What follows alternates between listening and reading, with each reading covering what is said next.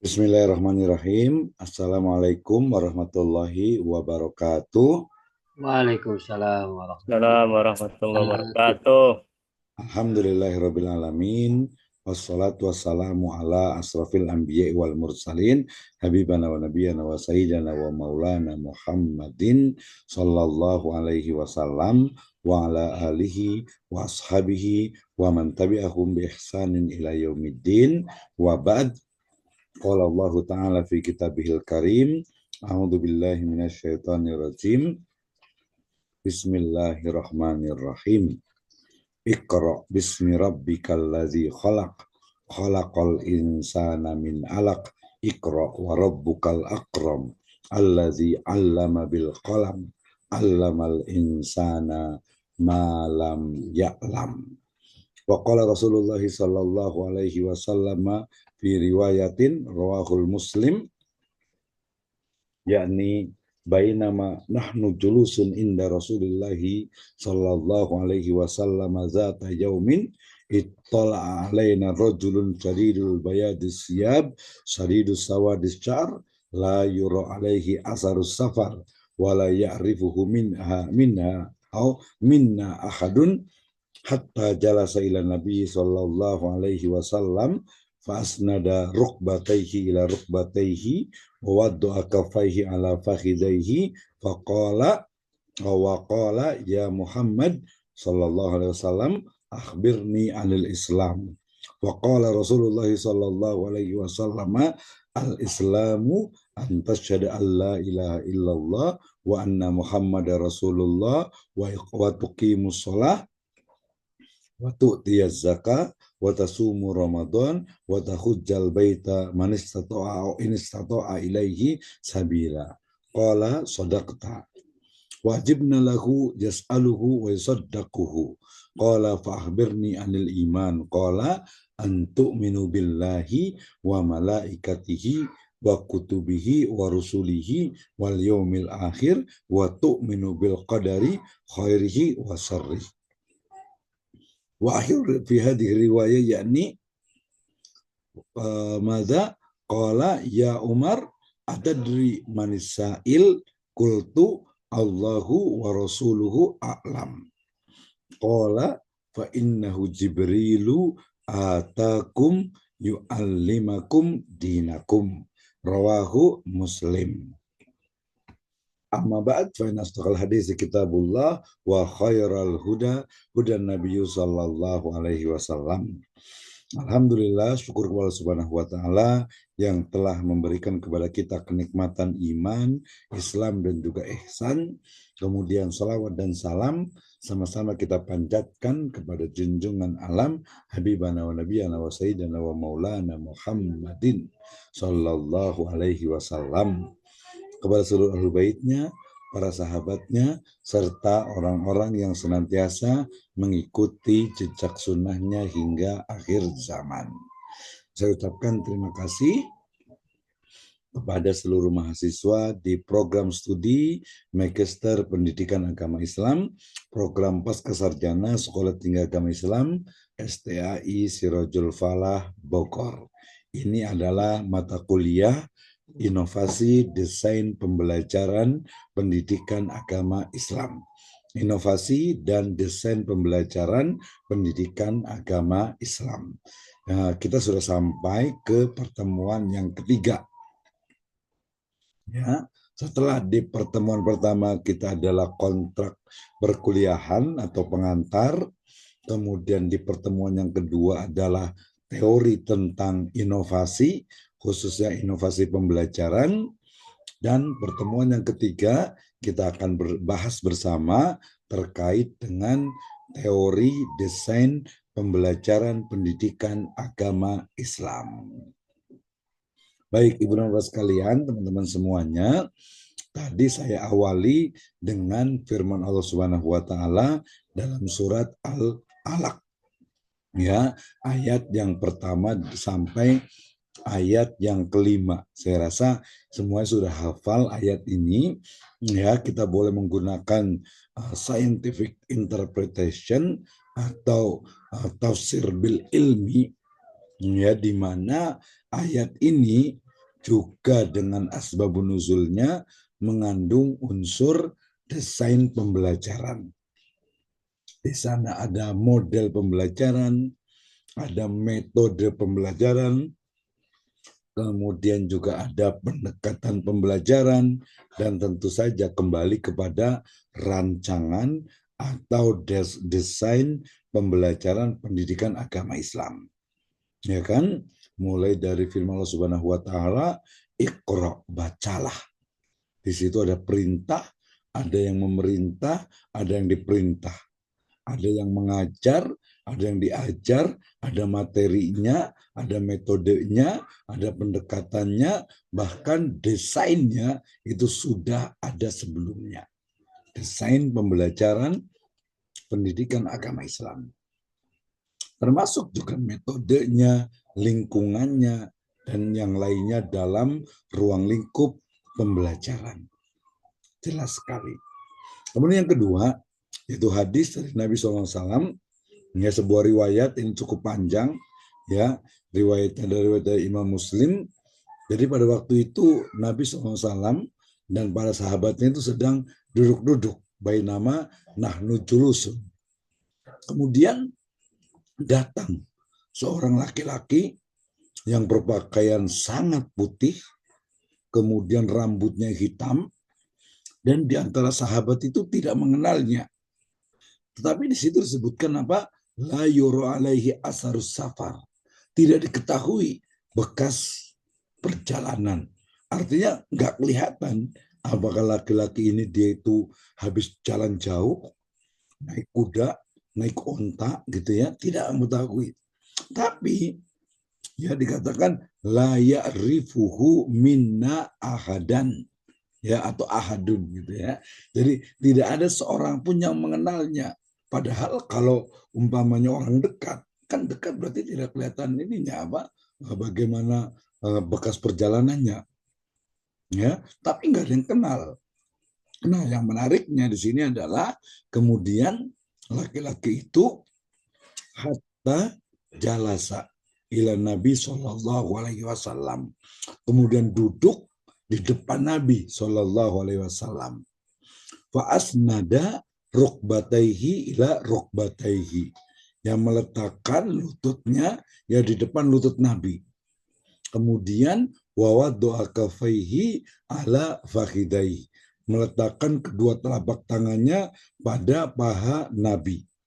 Waqala ya Muhammad, kemudian laki-laki itu berkata, wahai Muhammad, akhbirni anil Islam, berikanlah pemahaman atau kabarilah atau beritahu saya tentang Islam. Maka Kanjeng Nabi Muhammad SAW menjawab, al-Islamu an tashhada alla ilaha illallah wa anna Muhammadar Rasul, dan seterusnya.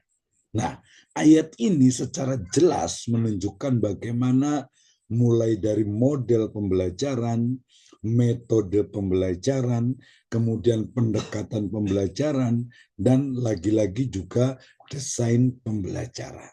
Nah, hari ini kita akan bicara tentang bagaimana teori dalam desain pembelajaran, ya, khususnya pendidikan agama Islam. Why our topics important for us?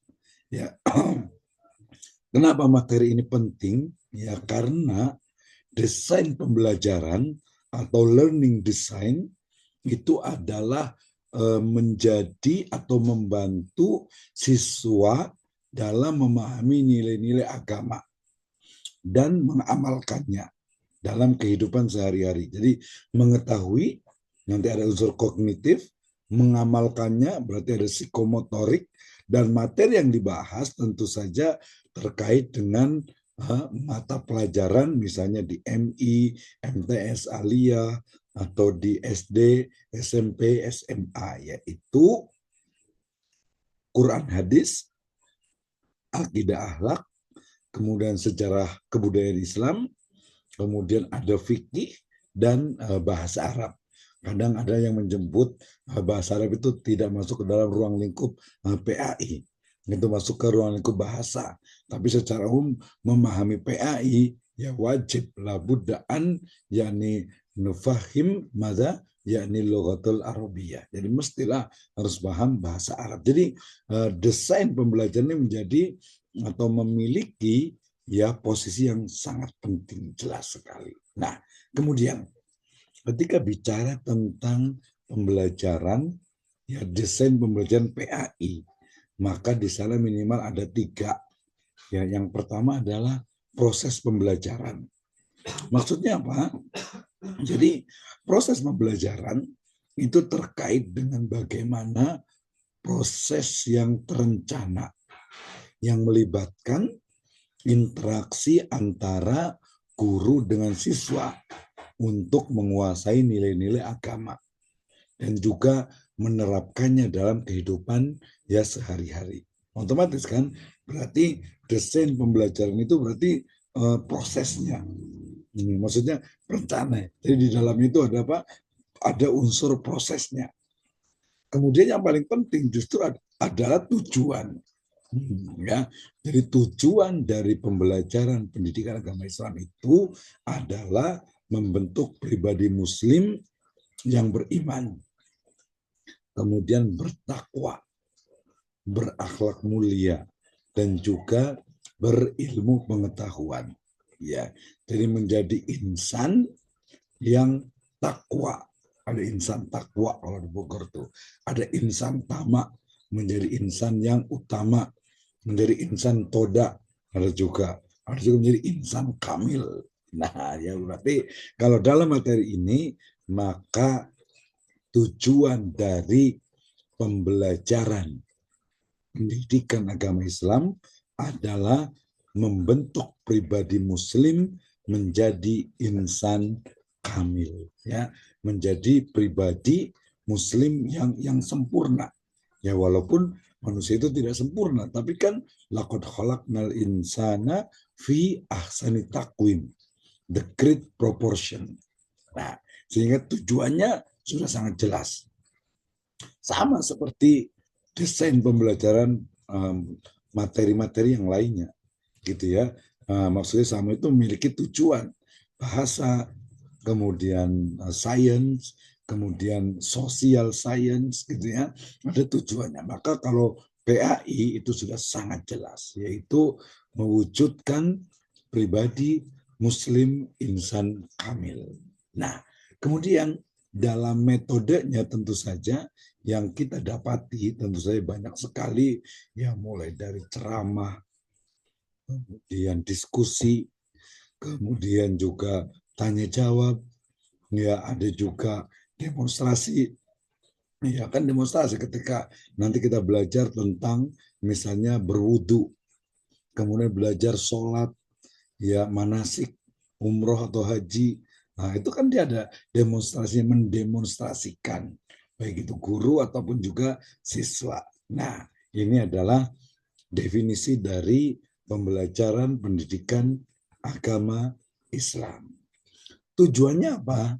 Kalau kita merujuk kepada teori Bloom terkait dengan level dari pembelajaran, maka ada yang pertama itu adalah ya minimal siswa itu apa? Mengetahui. Ini berarti aspek apa? Kognitif. Meningkatkan pemahaman tentang nilai-nilai ajaran Islam. Mulai dia paham tentang air yang digunakan untuk berwudu, untuk bersuci, toharoh, debu yang digunakan untuk tayamum, kemudian juga rukun dan syarat sholat, ya kemudian pembatal-pembatal sholat, kemudian nanti bagaimana rukun dan syarat puasa, ya kemudian zakat, kemudian haji, dan ibadah-ibadah muamalah juga lainnya. Ya, jadi kognitifnya dia tahu gitu ya, paham. Ini levelnya learning to know. Ya, belajar untuk apa? Mengetahui. Kalau SD atau MI biasanya mengikuti. Ya, TK apalagi dia mengikuti gitu ya, mengikuti, sudah mengikuti nanti menghafal, sudah menghafal nanti mengulang, sudah mengulang nanti mendeskripsikan, kemudian nanti mulai untuk menganalisis, kemudian nanti mengembangkan sampai menjadi to create gitu ya, menciptakan. mewujudkan, membuat ide dan gagasan. Oke. Nah, kemudian di level afektif berarti terkait dengan bagaimana membangun sikap dan perilaku positif sesuai dengan ajaran Islam. Jadi sikapnya nih, ketika dia diperintahkan untuk berwudu misalnya, berarti dia akan menjaga kebersihan. Ketika dia misalnya diajarkan sholat, maka dia mulai disiplin, gitu kan ya.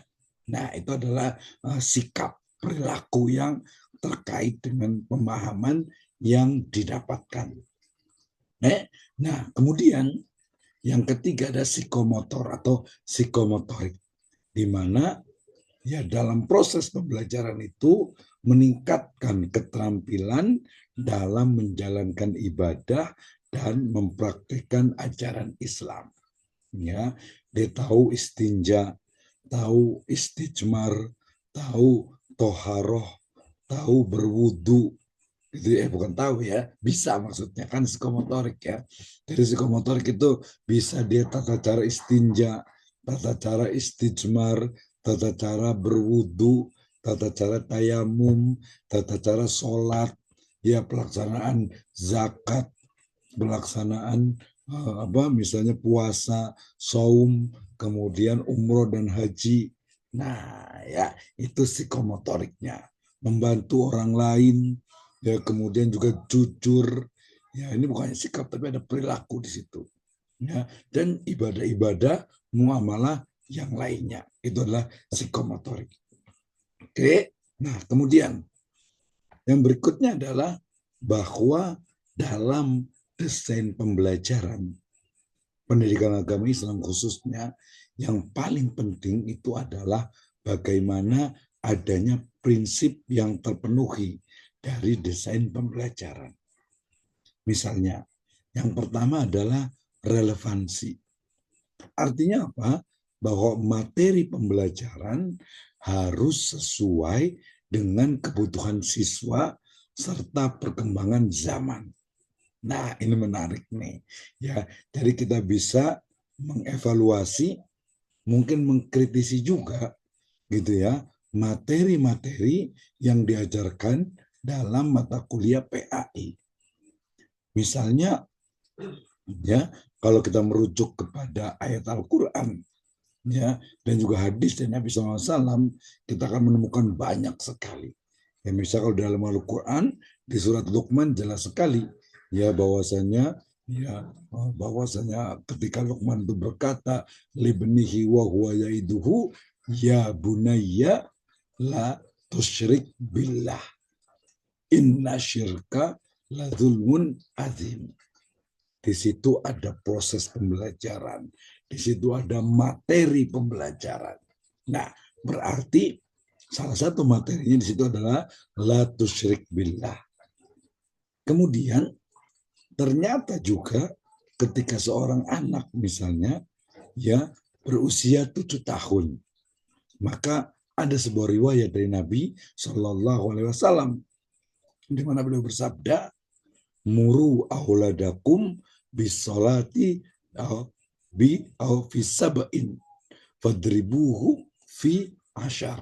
Ya, jadi muru auladakum, perintahkanlah anak-anakmu untuk sholat pada usia 7 tahun.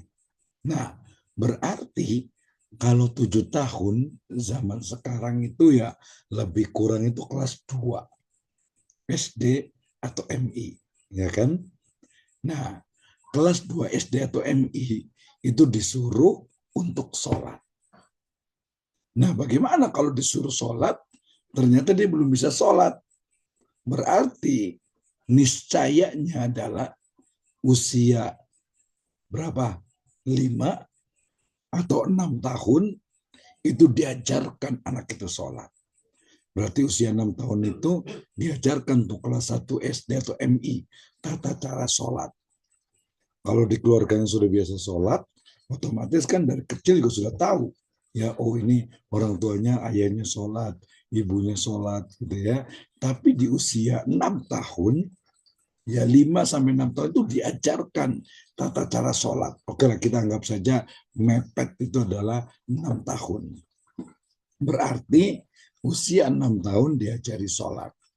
Nah, ternyata riwayat lain menyebutkan at-tuhuru syatrul iman. Bahwasanya al-wudu, wudu itu minas sholat. Wudu itu adalah bagian dari sholat. Maksudnya bagian dari kesempurnaan atau kesahan ya dari sholat. Artinya orang sebelum belajar sholat ya belajar wudhu dulu berarti, ya kan? Nah, jadi belajar wudhu dulu baru belajar sholat. Belajar wudhu otomatis ya harus dia tahu tentang air yang digunakan untuk wudhu. Kemudian juga kalau dia tayamum misalnya debu seperti apa yang boleh digunakan untuk tayamum. Ya kemudian airnya itu harus suci mensucikan gitu ya dan yang lainnya. Nah berarti dia ada apa? Ada tahapan. Ya, ada tahapan bahkan minal mahdi sebenarnya dari awal tuh. Tapi kita anggap ya PAI lah ya, mulai dari SD atau MI. Diajari apa? Istinja, istijmar, ya, toharoh, kemudian wudhu, kemudian sholat. Di kita sebut saja diajarkan sholat itu di usia ya 6 tahun. 7 tahun sudah diperintahkan sholat. 8, 9, 10. Di usia 10 tahun, fadribuhum fil asyar. Kalau nggak mau, dipukul. Nah, definisi pukulan ini biasanya macam-macam interpretasinya. Ada dipukul hatinya, ya atau mungkin dipukul fisik tapi tidak menyakiti atau dengan ancaman dan lain sebagainya. Tapi teksnya adalah fadribuhum. Ya. Nah, di usia ini kita bicara tentang materi pembelajaran yang sesuai dengan kebutuhan. Kan? Nah, anak ketika usia tadi 9, 10, 11, lebih kurangnya ya, itu adalah masa dia itu balik berarti ya. Berarti dia itu sudah apa? Ikhtilam. Sudah mimpi basah berarti itu ya. Nah, ketika sudah mimpi basah, otomatis dia itu harus diajarkan tata cara apa? Tata cara mandi junub berarti. Ya diajarkan tuh gimana caranya. Saya pernah ditanya ada seorang siswa MTS itu WA ke saya dulu, SMS kalau salah dulu itu ya. Nah, jadi WA juga tanya, gimana Ustaz, apa cara mandi junub yang benar gitu ya. Ada nih, diajarkan. Ya bahkan nanti bukan cuma tadi, kalau hanya kognitif diajarkan. Tapi kalau sudah sampai psikomotorik berarti dia tahu bisa cara mandi janab itu seperti ini. Nah, ya jangan sampai nih ada mungkin dia anak SMA yang tidak paham ya dari mandi wajib ini ada tuh ya SMP SMA gitu ya madrasah alia pun ada yang belum gitu ya. Nah terkait juga nanti dengan Quran hadis banyak juga nih alumni lulusan SD terutama ya SD umum itu ya belum bisa baca Al-Quran. SMP banyak juga ya di beberapa wilayah di Bogor itu belum lancar baca Al-Quran. Tajwidnya mungkin berantakan. Nah, ya berarti ada materi pembelajaran yang harus sesuai dengan kebutuhan siswa. Ah, itu materinya. Ya, ada relevansinya. Jadi ketika anak itu usia sekian dia diajarkan ini, ketika saya diajarkan ini, ya berarti fikih munakahat yang nggak usah diajarkan nanti berarti fikih munakahat. Nggak mungkin anak SD diajari fikih munakahat kan nggak mungkin gitu kan ya. Jadi nggak kurang relevan lah dengan usianya gitu ya. Nah mungkin kalau sudah aliyah kemarin di kelas 12 itu diajarkan misalnya pemulasaraan jenazah ya mulai dari memandikan jenazah, kemudian mengkafani jenazah, kemudian menyolatkan jenazah sampai menguburkan jenazah diajarkan tuh ya terutama tadi ya SMA lah kalau di materi makanya nanti kita lihat materinya itu dari sisi apa relevansi dengan kebutuhan siswa. Kalau perkembangan zaman ini lebih banyak lagi, terutama perkembangan dari teknologi informasi dan komunikasi. Ya mungkin sekarang kalau apa di beberapa sekolahan itu ya masih menggunakan LKS, ujian masih menggunakan kertas, ya masih menggunakan whiteboard, papan tulis. Ya itu bagian dari apa? Ya perkembangan zaman mungkin bisa jadi akan berubah. ada beberapa madrasah yang sudah menggunakan proyektor screen. Dan bahkan mungkin ada yang menggunakan layar digital atau layar touchscreen misalnya, ya TV layar lebar misalnya. Itu adalah bagian, termasuk juga penggunaan dari gadget. Ya, kalau sekarang ya beberapa sekolah karena lihat mudaratnya lebih banyak, maka siswa itu dilarang untuk menggunakan handphone, gadget. Jadi di sekolah ada yang dikumpulkan.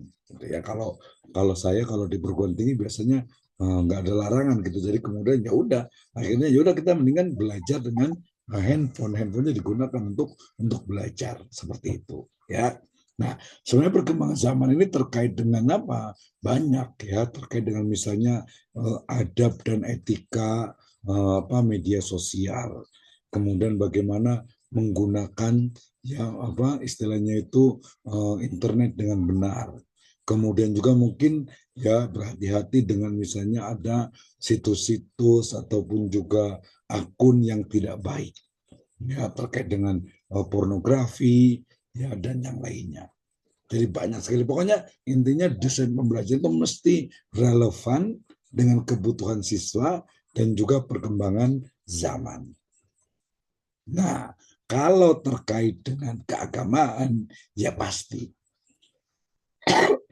ya, bahwa materi bentar. Jadi kalau kita lihat, soalnya agak habis nih ya, nggak apa-apa, semangat nih Ustaz Lulu ya, Ustaz Lulu Fil Fuadi, luar biasa nih. Baik, kita lanjutkan ya. Jadi kalau kita lihat dari sisi prinsip desain pembelajaran PAI, maka dalam perspektif atau dimensi keagamaan, maka materi harus berdasarkan sumber ajaran Islam. Itu ya pastilah jelas ya. Tapi yang kedua nih, metode pembelajaran harus berdasarkan sumber ajaran Islam yang sahih, katanya gitu ya.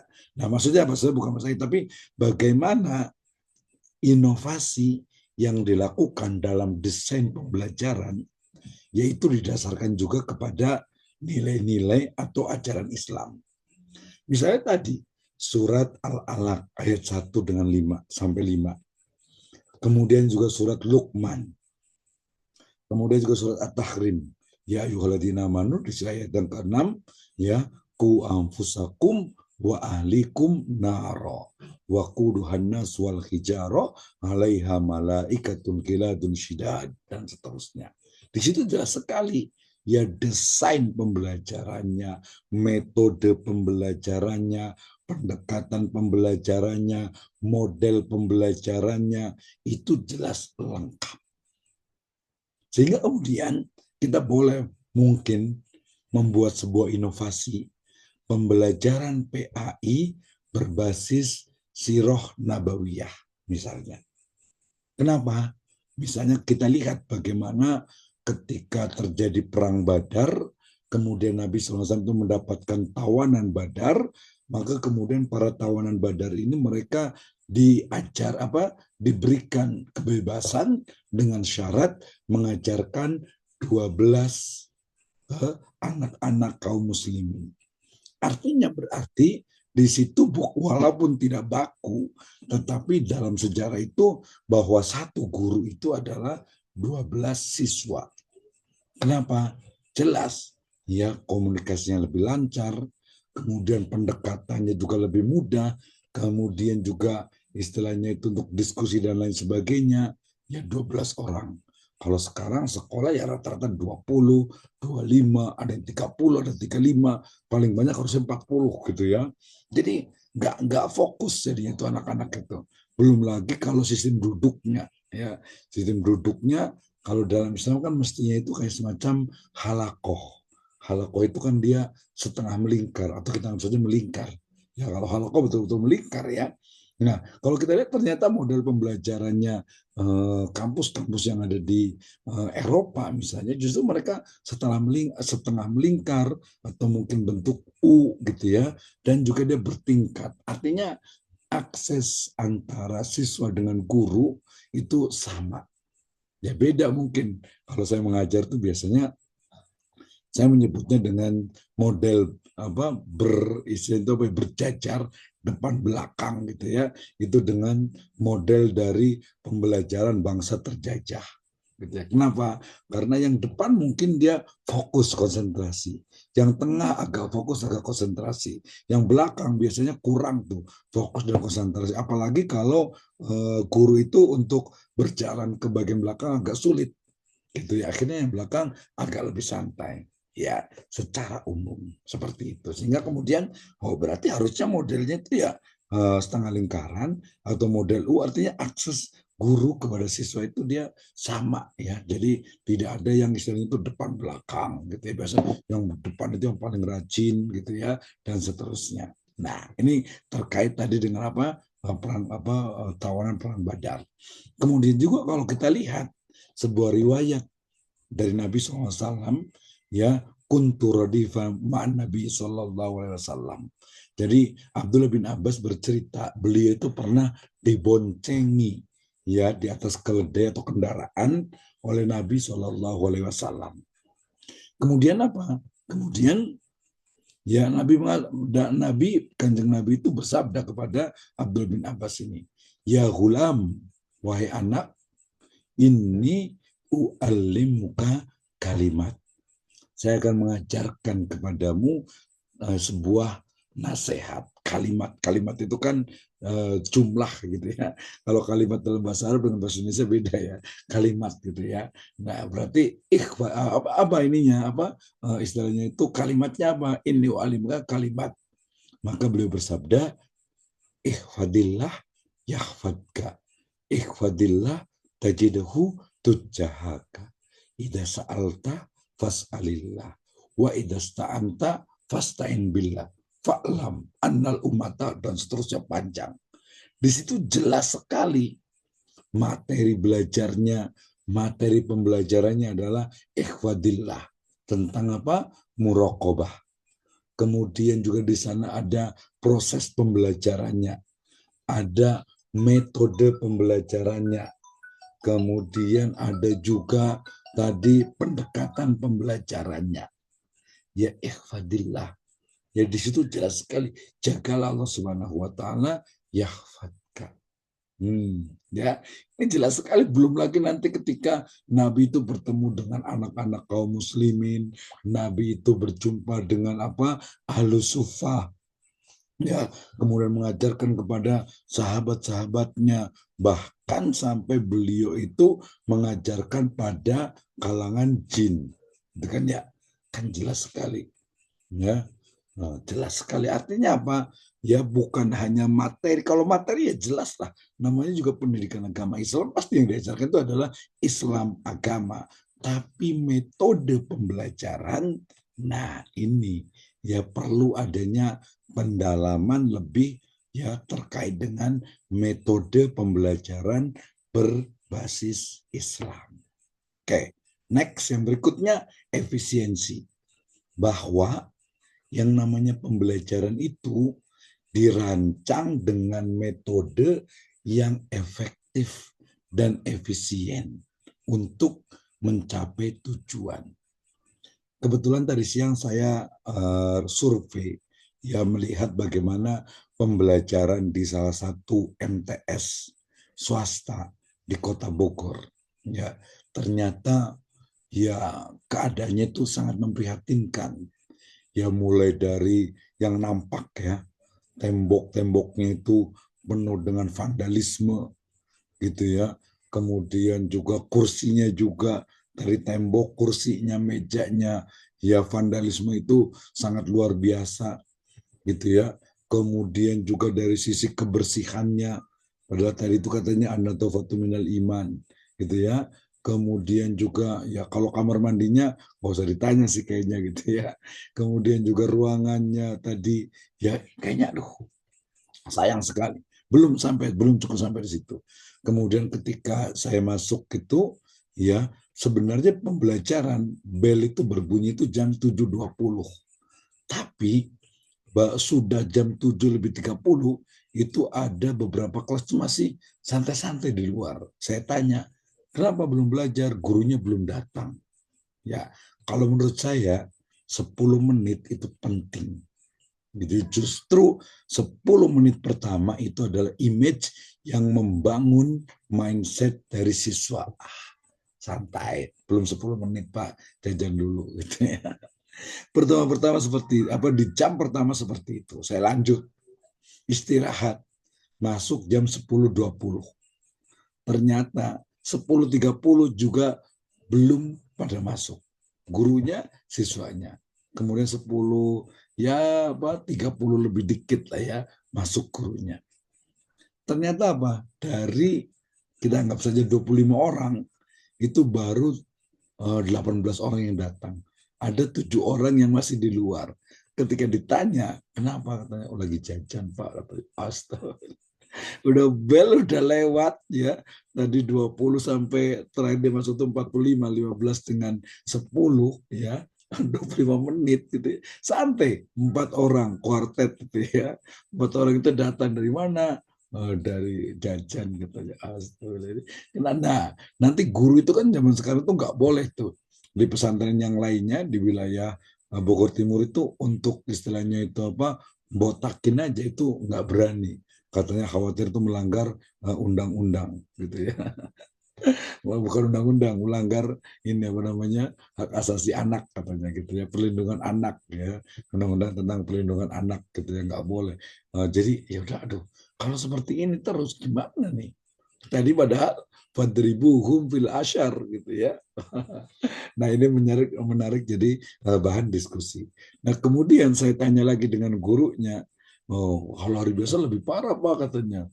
Jadi bel itu masuk jam setelah istirahat nih 12.30 itu kadang jam 1 kurang 5 gitu ya, jam 13 kurang itu baru mulai. Astagfirullah, ini mungkin ya belum lagi materinya. Belum lagi pendekatan pembelajarannya. Ini yang saya pikir itu kenapa ya pembelajaran atau pendidikan agama Islam atau lembaga pendidikan Islam itu ya susah untuk majunya, salah satunya ya selain juga yang lainnya ya sangat banyak gitu ya. Tapi materi pembelajaran kita juga tidak menutup mata, ada madrasah yang bagus, Insan Cendekia misalnya gitu ya, atau mungkin madrasah-madrasah yang bagus, sekolah Islam yang bagus juga cukup banyak gitu ya. Tapi mayoritas saya juga pernah jalan ke Lewi Damar di Pandeglang sana. Sebenarnya nggak usah jauh-jauh sih, di wilayah Nanggung ya, Ciampea lah ya, Nanggung, kemudian juga apa Cianten sana gitu ya, Gajruk, Ciminyak itu juga. Aduh, kalau kita lihat madrasah itu sangat luar biasa memprihatinkan ya. Jadi ya inovasi itu wajib gitu ya, inovasi atau mati kalau orang bahasanya itu katanya gitu ya. Nah artinya apa? Jadi pembelajaran yang tadi dirancang efektif efisien kan waktunya. Ini baru bicara tentang kehadiran, ya belum lagi materi dan metode teknik pembelajaran yang digunakan. Saya lihat dari luar gitu ya, saya sempat masuk ke dalam juga gitu ya. Mulai dari oh ini kayaknya cara belajarnya itu ya ya udah kayak inget saya mungkin 20 tahun yang lalu belajar. Guru datang, kemudian suruh anak-anak buka LKS-nya, kemudian baca satu mungkin gitu ya, yang lain dengarkan, kemudian guru itu mungkin menjelaskan, ya udah ya apa namanya ya bagus sih, kan saya bilang bukan bukan berarti metode ceramah itu tidak bagus gitu, bagus, tapi lebih elegan ketika dia itu divariasikan intonasinya, mungkin disisipi dengan motivasi. Ya, ada mungkin video-video juga yang membangkitkan semangat, atau mungkin ada ice breakingnya gitu ya. Ya mungkin ada hal-hal yang membuat ya anak itu menjadi bukan hanya senang tapi tahu tujuan dari pembelajarannya itu ya. Tadi efisien kan, sekarang itu saya lihat aduh ini kayaknya sebagian itu ada juga nih ya, ada juga nanti dari sisi efisiensi itu udahlah zaman sekarang ini biasanya yang ini ya, guru yang kadang itu ya ya udah tadi model pengikutan yang ada di LKS, improvisasi gurunya itu hampir tidak ada gitu, hampir gitu ya ada tapi sedikit sekali. Itu jadi aduh saya bilang sayang sekali gitu ya, sayang sekali. Ini prinsip dari desain pembelajaran. Jadi mohon nanti di level S2 itu harus ada inovasinya. Tapi sebelum inovasi, pahami dulu bagaimana. Saya tadi sudah ke Madrasah Aliyah, kemudian ke Madrasah Sanawiyah, ke Madrasah Ibtidaiyah juga kita lihat, oh ternyata model belajar itu begini gitu ya. Nah, perlu data realnya. Itu yang jadi learning experience kita di UTS. Next, kita lanjutkan. Kalau ditanya, Pak, apa sih komponen dalam desain pembelajaran ini? 1, 2, 3, 4, 5. Minimal 5. Sehingga nanti untuk inovasi tidak mesti keseluruhan. Mungkin bagian-bagian tertentu. Oke, I will explain. Kita jelaskan.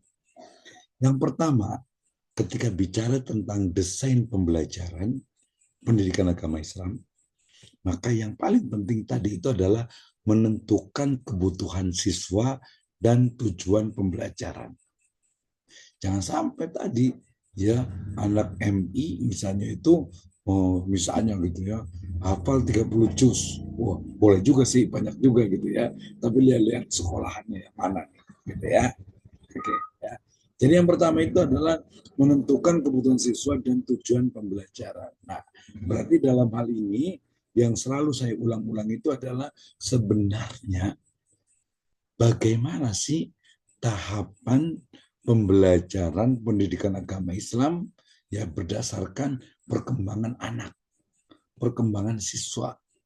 Tadi itu ya, mulai dari belajar tentang pengenalan kognitif tentang air sebagai sarana untuk apa? Beristinja, berwudu gitu ya. Pokoknya bebersihlah gitu ya. Nah itu.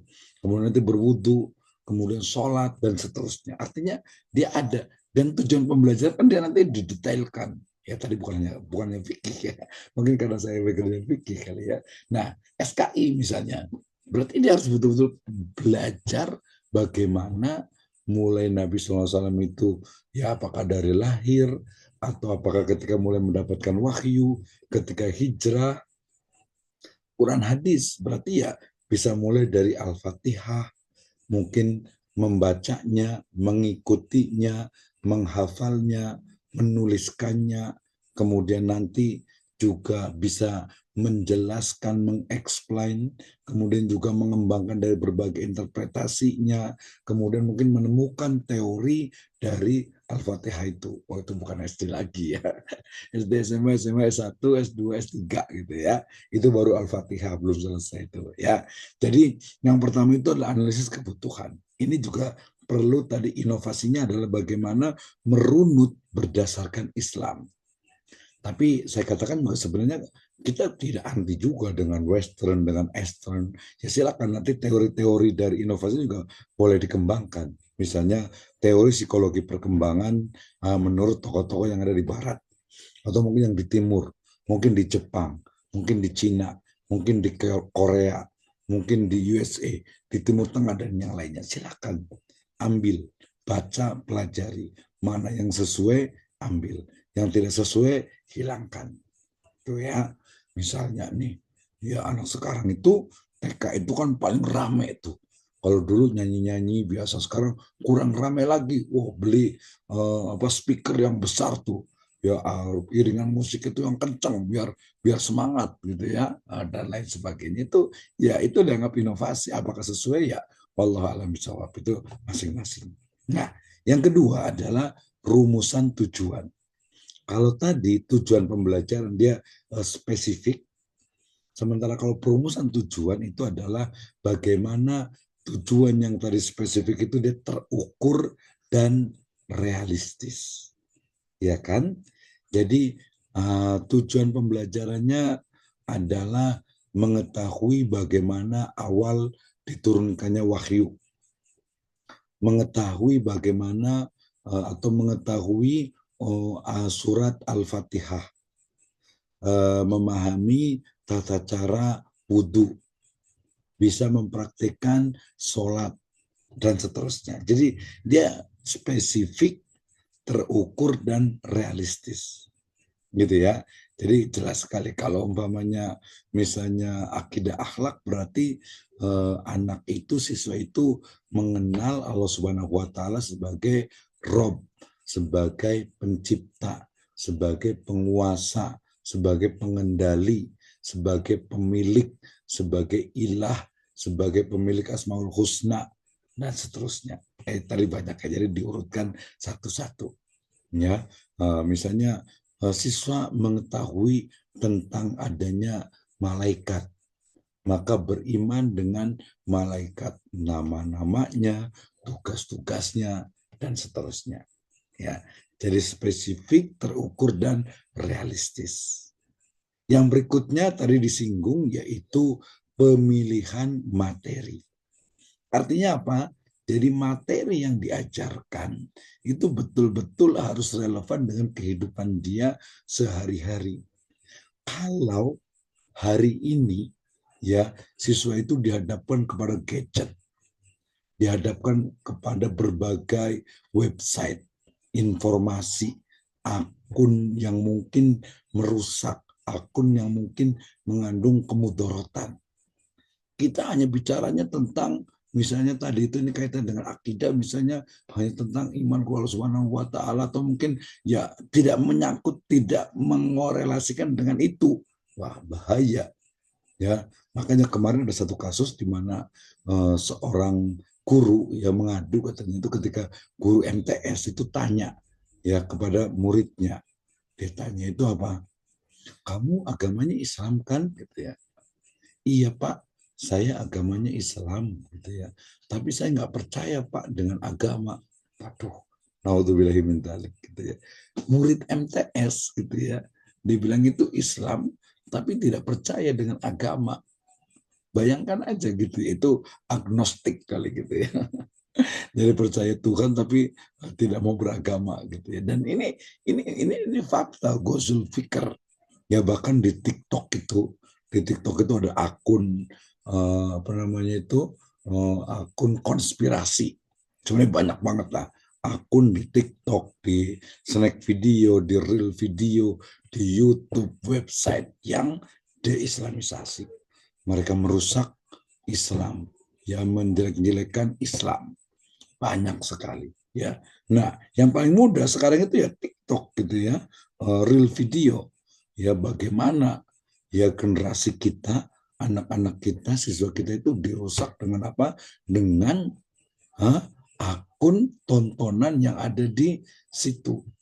Ya di TikTok, di YouTube, ya real videonya, ya di Facebook juga, di sosial media, yang lain lebih parah lagi, lebih banyak. Jadi gimana? Gitu ya. Kita sebagai seorang muslim masih hanya bicaranya itu. Wajib makanya kemudian mengorelasikan, merelevankan pembelajaran materi-materi agama dengan ya kebutuhan siswa dan juga kemajuan teknologi. Wajib itu. Yang berikutnya, yang keempat, yaitu strategi pembelajaran. Ini saya bilang tadi itu sangat penting sekali. Ketika seorang guru datang ke kelas, ini udah saya ulang-ulang ya, kayak sudah hafal ini. Seorang guru datang ke kelas, kadang dosen juga gitu ya. Kemudian Assalamualaikum warahmatullahi wabarakatuh. Anak-anak, hari ini kita belajar ya tentang ini. Kemudian silakan buka LKS-nya. Nggak ada basa-basi, nggak ada introduction, nggak ada brainstorming langsung. Ya padahal jelas ya dalam manajemen kelas, pengelolaan kelas, apalagi ke metode pembelajaran, pertama itu ya ada salamnya, tadi salam udah ya. Kemudian ada introduction, ada brainstorming, ada pretest, ada sesuatu yang membangkitkan dari semangat belajar siswa. Kalau tadi guru gue seperti itu, ya udah anak-anak tuh masuk itu udah langsung lemes aja, udah langsung buka, males-males bukunya, gitu ya. Tadi saya lihat juga ada yang, kamu kenapa nggak buka LKS? Ada Pak di tas, bukalah, dibuka gitu, diambil gitu. Baru diambil, dibuka males-males, nggak semangat gitu ya. Aduh, saya bilang luar biasa sekali gitu ya. Kenapa? Ya tadi, karena nanti disebut dengan apa? Learning approach, pendekatan pembelajaran. Selama ini pendekatan pembelajaran itu adalah apa? Lecture Learning Center atau Teacher Learning Center. Itu tulisannya ya. Teacher Center Learning maksudnya gitu ya. Jadi pembelajaran ya yang terfokus kepada guru. Sehingga kemudian yang pintar ya gurunya. Ya, ini sama juga nih, yang pintar ya dosennya. Kalau saya ngomong terus nih, nanti saya batasi sampai 5 menit lagi lah ya, dikit lagi nih. Oke, nah berarti pendekatan pembelajarannya harus menggunakan active learning, menggunakan student center learning, gitu ya. Sama juga nih, kalau ini kan sudah dewasa semuanya ya. Nah, tapi karena suka saya tanya juga, gitu ya, yang belajar guru atau dosen? Guru atau dosen sama ya, nggak ngantuk berarti ya. Yang belajar itu dosen atau mahasiswa? Yang belajar itu guru atau siswa, gitu ya. Nanti jangan sampai salah. Yang belajar itu ya anak-anak atau bu guru atau guru ya, dan seterusnya. Pokoknya yang sekarang itu adalah student center learning, di mana mestinya jelas yang belajar itu siswa. Berarti siswa yang harus pintar. Bagaimana kalau kita mengajarkan sementara udah paham, ini kayaknya sama juga nih. Amun cek Sunda mah istilahnya ngajaran anak meringojai gitu ya. Nah mudah-mudahan enggak ya, kita review yang udah belajar, nanti saya kasih kesempatan seluas-luasnya, tenang saja ya, dikit lagi. Oke, jadi strategi pembelajaran ini inovasinya perlu sangat banyak. Nanti kita kasih untuk untuk learning experience dan juga untuk UTS dan UASnya. Ya, tadi jadi jangan sampai seperti itu terjadi. Kemudian anak itu akhirnya ya belajar itu malas-malesan. Jadi anak itu tidak dilibatkan, apalagi kalau sekarang itu kan nanti soalnya ya hari Jumat besok juga kita ada webinar visiting professor itu tentang pembelajaran berbasis project based learning dan juga penggunaan AI zaman sekarang itu ya.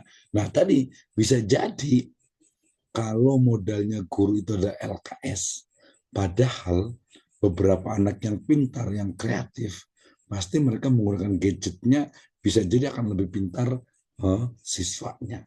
Mahasiswa apalagi, saya yakin lebih tuh. Ya, jadi strategi belajar itu menjadi hal yang sangat penting. Evaluasi pembelajaran ini juga ya sering sekali yang dinilai itu adalah sisi IQ-nya, ya, intellectual question-nya. Sementara emotional question, spiritual question, advertise question, social question, communication question, sampai kepada tarbiyah ruhiyah. Nah, ini jarang sekali disentuh gitu ya. Ya udah, yang namanya pinter sekarang alhamdulillah sih dengan pembelajaran merdeka kita sudah tidak ada lagi ujian, kan nggak ada ujian ya, nggak ada ujian tengah semester, nggak ada ujian akhir semester, adanya adalah penilaian. Jadi kita menilai bukan menguji gitu ya. Kalau menguji beda nggak sih, menguji dengan menilai? Ya beda lah. Kalau menguji itu seolah itu apa, ujian itu seolah itu anak-anak itu diuji, jadi seolah-olah itu yang diuji itu hanya di akhir. Padahal penilaian itu adalah dari proses awal. Ya, keaktifan di kelas, kemudian juga bagaimana dia fokus dalam pembelajaran, termasuk juga kehadiran. Nah, itu. Ya, sehingga nanti kalau di kampus sendiri itu kan nilainya itu ya setiap kehadiran itu ada. Kita menggunakan Google Classroom itu setiap pertemuan itu ada nilainya jelas gitu ya.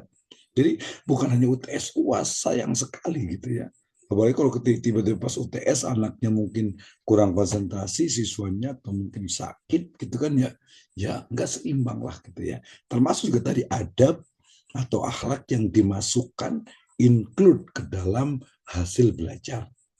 Dan jangan lupa tadi ada tarbiyah ruhiyah, di mana ruh ataupun juga jiwa anak didik kita itu harus ditarbiyah, itu harus diajar. Caranya bagaimana? Nah, kita diskusi itu nanti ya. Oke, kemudian ini tadi kebutuhan dalam pembelajaran.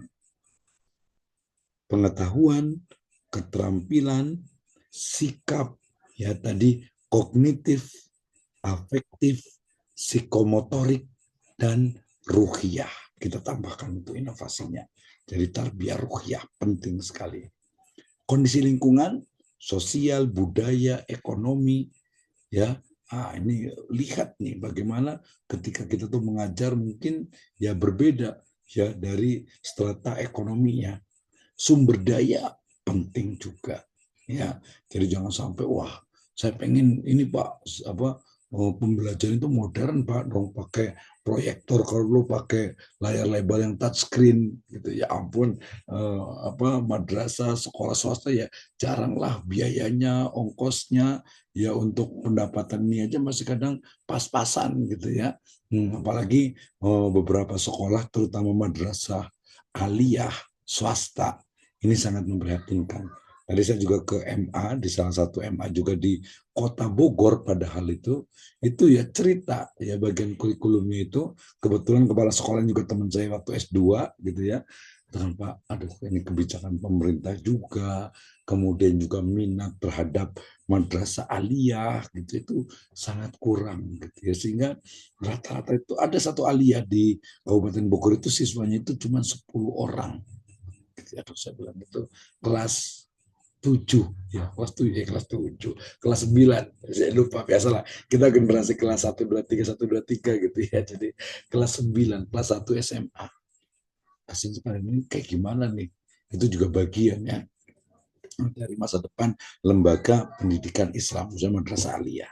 Nah, berarti ya kalau kita membuat desain itu ya memang harus lihat lah ya budgetnya, kemudian juga sumber daya manusianya, sumber daya keuangannya, sumber sarana prasarana dari sekolah tersebut. Ya, prestasi adalah ketika dalam proses atau ketika dalam keadaan kekurangan. Kalau kita berlebihan, kita fasilitas berprestasi itu wajar. Tapi prestasi diraih ketika kita memiliki kekurangan, itulah the real prestasi lah, gitu istilahnya gitu ya. Jadi ini sumber daya manusia. Udah jam 9, dikit lagi. 2 slide lagi. Ini perumusan dan tujuan pembelajaran PAI tadi, kognitif, afektif, psikomotorik, dan saya tambah dengan ruhiyah. Oke. Kemudian pemilihan dan pengorganisasian materi PAI penting. Relevansi, kemudian urutan, kemudian keselarasan. Nah, ini level S2 itu harusnya melihat bagaimana kurikulum nasional, bagaimana tadi teoritisnya dari kebutuhan siswa berdasarkan Islam. Kemudian nanti melihat sumber daya yang ada di sekolahan. Jadi nanti tercipta satu inovasi.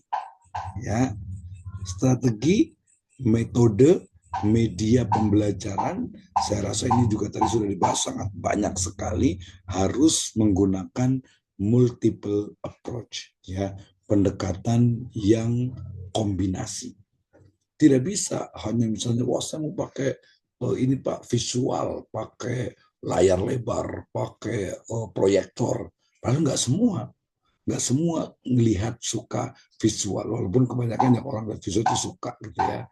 Nah, tapi yang auditori juga ada.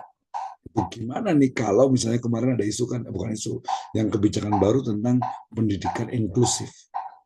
Ya, misalnya ada tadi tunanetra yang datang, ya tunanetra, tunarungu, pokoknya disabilitas, orang-orang istimewa yang masuk ke madrasah kita, ke sekolah kita, itu bagian dari kebijakan sekarang, gitu ya.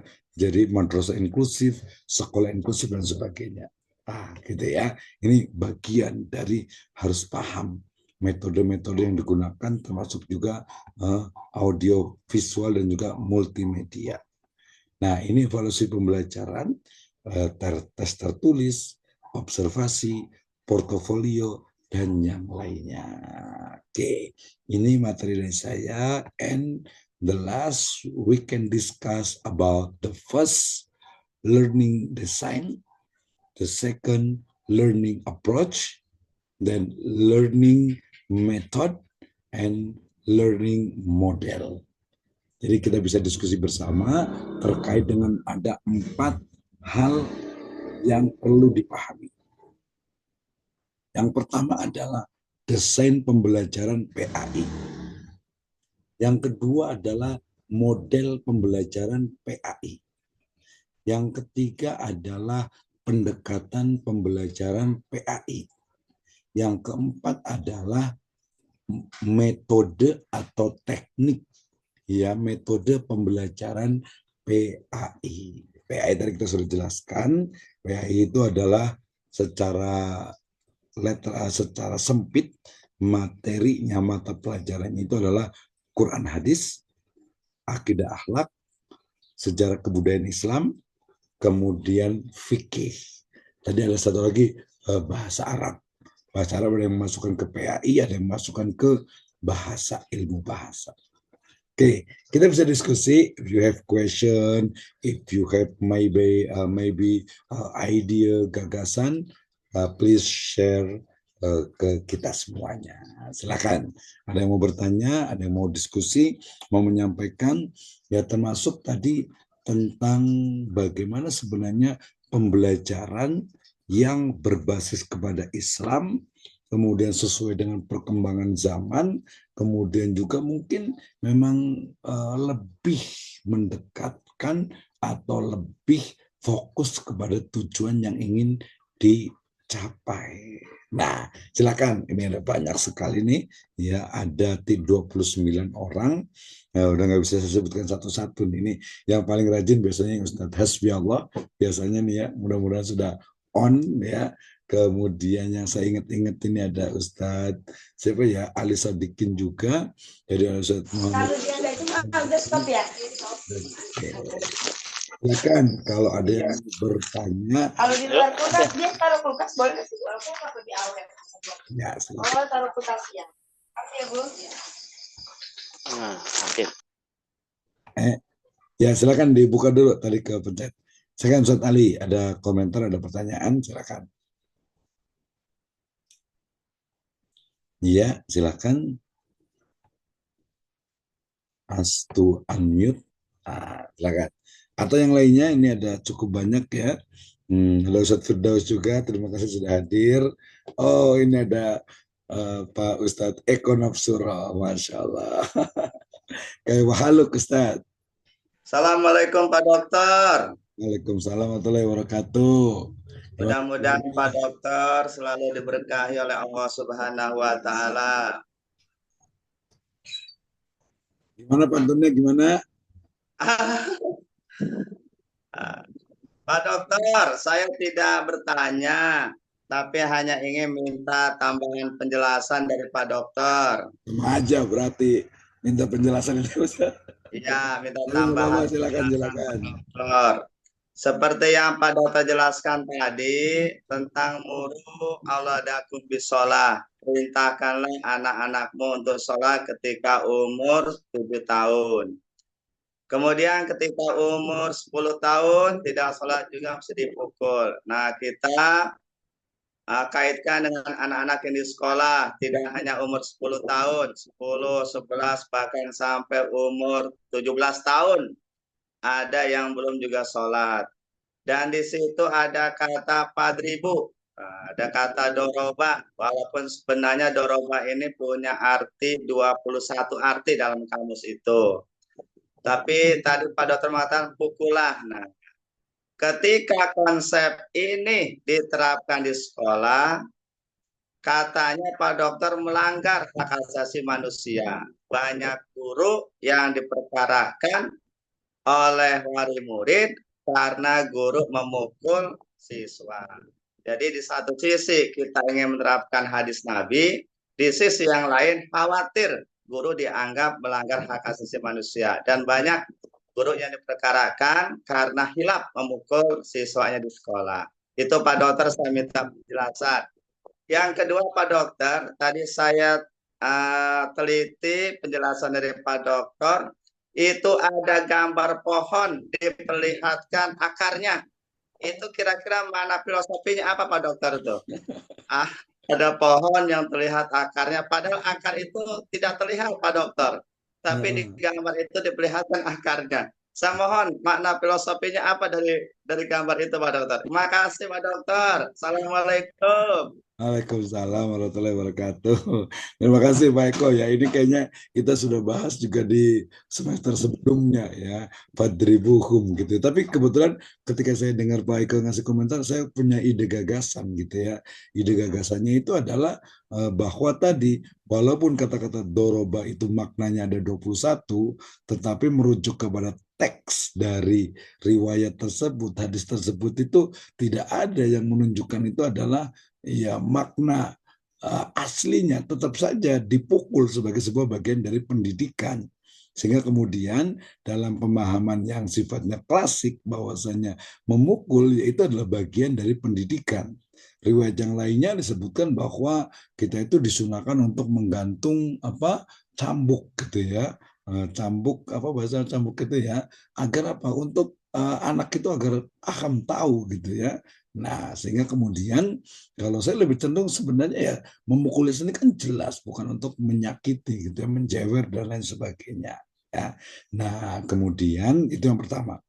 Kalau kemudian ternyata di sekolahan itu tadi melanggar, itu kan tadi saya cerita itu dari pesantren besar di wilayah Sukaraja itu sekarang sudah ada botak pun, di botak pun nggak boleh gitu ya. Tapi ada teman yang di Darmaga itu ya dipotong aja, nanti suruh botakin sendiri gitu ya. Nah, kalau menurut saya kalau tadi kaitan dengan dipukul ataupun dijewer gitu, ataupun ya yang tidak menyakiti kan, tidak menyakiti dan tidak melukai, tentu saja itu memang perlu adanya komunikasi dan juga istilahnya itu koordinasi dengan siswanya, kemudian dengan wali kelas, dengan wali siswanya, dengan wali santrinya, seperti itu. Jadi komunikasi bahwa ketika masuk ke sini ya kita memang tidak ada gitu, kecuali mungkin kalau negeri kan nggak bisa gitu ya mungkin, tapi bisa kita sampaikan ke orang tua sebenarnya, komunikasi dengan dengan orang tua, misalnya ketika dia melanggar atau mungkin ketika dia tidak sholat apa nih gitu ya. Dulu saya ingat sekali tuh, saya dulu hampir 14 tahun lebih ya di pesantren yang kebetulan kebanyakan itu santri itu dari timur gitu ya, dari wilayah timur ya, dari NTT, dari Alor, Ende, Flores, Larantuka ya dan sebagainya, Papua gitu ya. Nah, waktu itu karena belum ada isu-isu tentang undang-undang pelindungan anak gitu, sehingga tapi orang tua di sana mengatakan, Pak, katanya, kalau anak saya nakal, katanya itu, kalau anak saya melanggar udah pukul aja katanya itu, karena memang di sini tuh udah biasa dipukul gitu. Nah, tapi walaupun sekarang sudah tidak ada, tapi berdasarkan teks itu tetap ada bahwasanya memukul yang tidak menyakiti gitu ya, atau mungkin mengasih hukuman-hukuman fisik yang memang tidak menyakiti, yang dia itu mendidik. Tujuannya kan jelas mendidik gitu ya. Kemudian koordinasi dan komunikasi pertama dengan orang tuanya, pastikan kan jangan sampai ada pengaduan. Yang kedua juga dengan siswanya. Jadi yang paling penting tadi kan komunikasi, bahwa ketika kita punya misalnya begini kan, makanya kalau di awal itu pembelajaran itu ada kontrak gitu ya. Kita akan belajar misalnya sejarah kebudayaan Islam. Kemudian bagi yang terlambat maka akan dikenakan sanksi kan. Kemudian bagi yang tidak mengerjakan misalnya tugas ataupun challenge ataupun apa akan mendapatkan sanksi. Nah, kemudian kira-kira sanksinya apa? Kita minta usulan ke mereka. Nah, jadi kalau udahlah dipukul mau nggak gitu, pakai sapu gitu ya. Tapi kan nggak sakit, cuman ya apa sih ya? Ya ini aja gitu ya. Menurut saya itu ya nggak sakit gitu ya, nggak sakit banget lah gitu ya. Nah, kalau mau seperti itu, oke sepakat Pak ini ya. Nanti kita didikan dengan orang tua, bagaimana orang tua setuju tidak, termasuk juga tadi misalnya dibotakin gitu ya, atau mungkin rambutnya dipotong gitu ya. Nah kemudian tapi kesepakatan gitu ya, kesepakatan dengan dengan orang tua atau walinya, Saya rasa pesantren masih bisa lah ya, jangan terlalu istilahnya itu, mohon maaf ini mungkin agak sedikit melanggar undang-undang pelindungan anak gitu ya. Tapi maksudnya itu tidak melanggar, ya istilahnya itu tidak ada unsur kekerasan terhadap anak. Itu kan bagian dari proses mendidik dan tidak menyakiti. Kalau botak kan tidak menyakiti juga gitu ya. Tapi kita takut dendam dan lain sebagainya gitu ya. Nah, ya sampaikan dari awal gitu ya, cara yang harus dengan bijak tentu saja. Nah, itu yang pertama Pak Eko ya. Jadi bahwa secara teks klasik itu jelas ya, walaupun ada tadi isu-isu sekarang ya jalan tengahnya kemudian akhirnya ya sudah tidak ada hukuman fisik, tidak ada hukuman fisik ya. Nah tapi kadang kalau bukan hukuman fisik, hukuman yang sosial atau hukuman yang mental itu lebih susah lagi nih. Tapi ya tadi keridoan, kemudian juga komunikasi sehingga dari awal proses pembelajaran itu udah tahu gitu ya, sudah paham lah gitu bahwa oke, ketika anak juga diberikan kesadaran bahwa ketika saya melanggar maka saya ya istilahnya itu berhak mendapatkan punishment, mendapatkan ikop gitu ya. Jadi disepakati dari awal.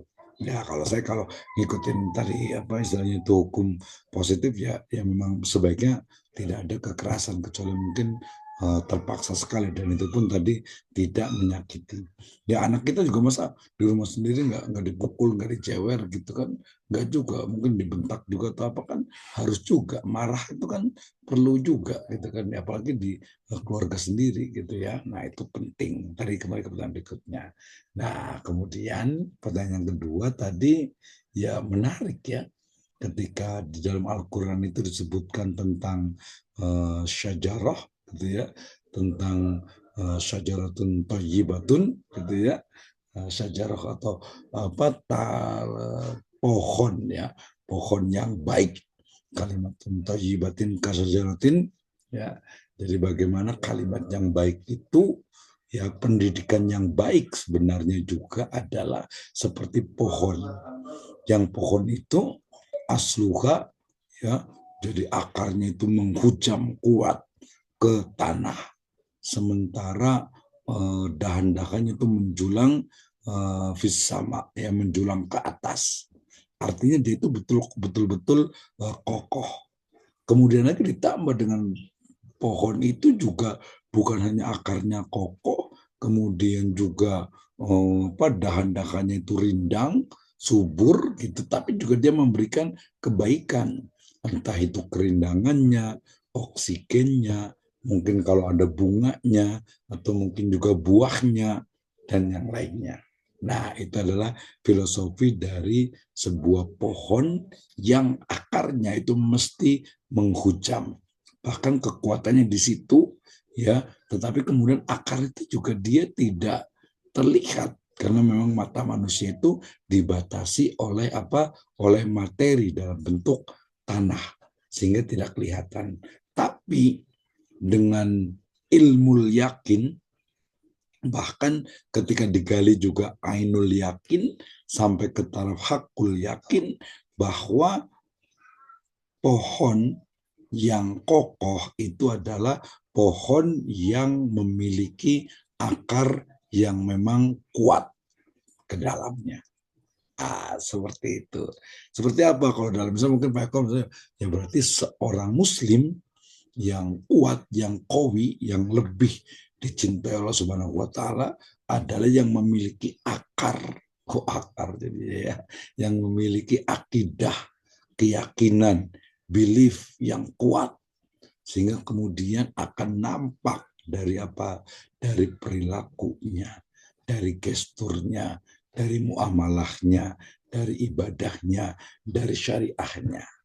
Tetapi kemudian dalam teori psikologi Islam juga, kullu bani Adam khotoun wa khairul khotoin at-tawwabun. Nah, itu dalam ruang lingkup ilmu yang sangat luas juga tadi yang disebut dengan insan kamil.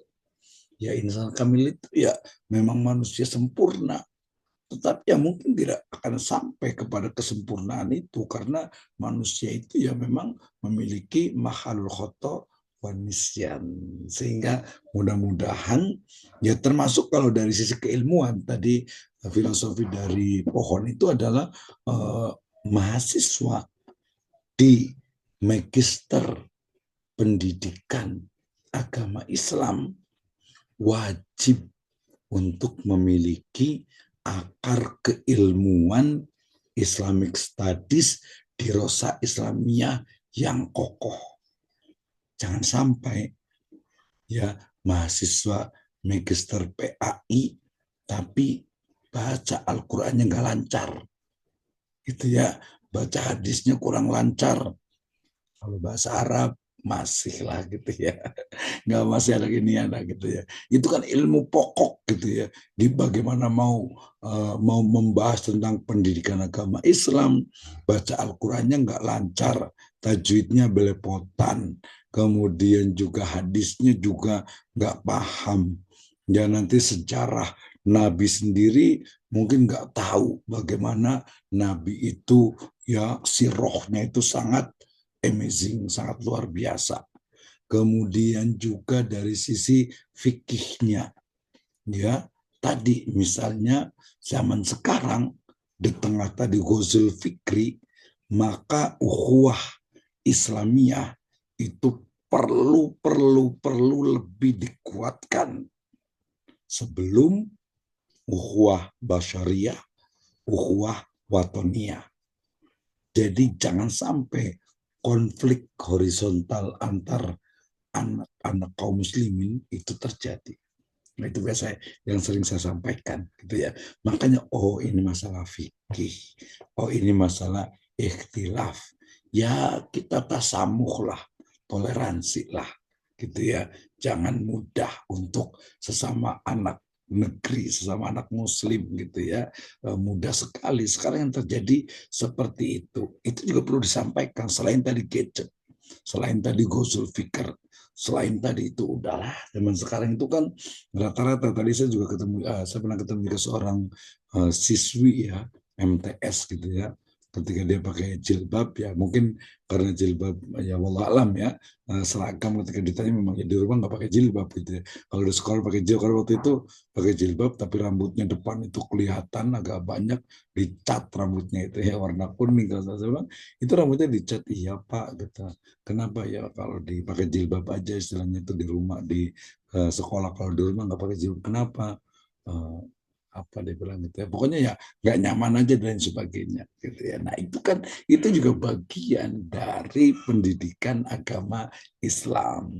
Jadi menjadi magister pendidikan agama Islam harus memiliki akar keilmuan keislaman yang kokoh, kemudian juga bermanfaat untuk orang lain, ada menghasilkan oksigen, ada menghasilkan bunga atau buah, minimal memperkuat, memberikan keteduhan bagi orang-orang yang ada di bawahnya.